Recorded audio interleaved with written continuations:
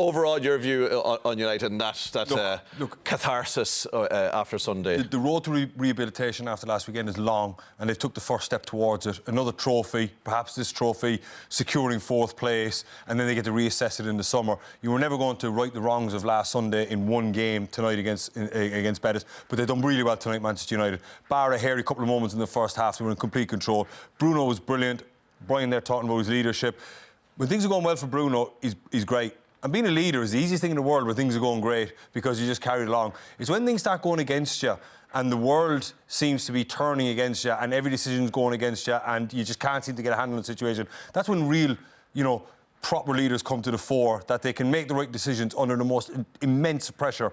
And on Saturday in the second half against Liverpool, they came under an enormous amount of pressure and they capitulated.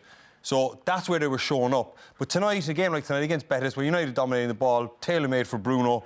But moving forward, Manchester United should win 2 trophies this year between the FA Cup and this one. Should secure 4th place, and then they reassess it in the summer. But I trust this manager. I think he's got a good handle on the squad. Yeah. The very fact they gave him another goal. I agree with you. I don't think he'll forget how bad they were and how some of the individuals performed so poorly, and it will help him to make.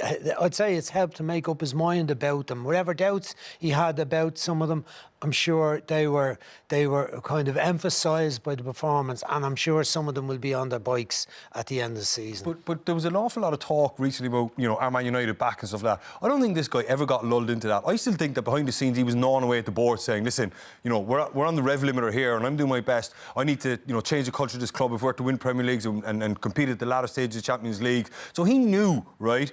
And I think that, in a funny way, the result on Sunday against Liverpool probably helped them, because nobody gets to go to the board and say, I told you, we were on the rev limiter. And I think there was a danger that the board and the upper management at United were probably started thinking along the lines of, Jesus, we got a gem here in this manager, or maybe we'll hold tough with the rebuild and I think we can go. But I think after that game, when he saw the upper management, he walked in nodding, saying, I told you, this squad is nowhere near capable of competing at the top level of football yet. We're doing OK, but we need to change the culture of the club, get 5 out, get 5 types of players in. So I think, in a funny way, the Liverpool game would help him, because he was under no illusions that United were capable of that.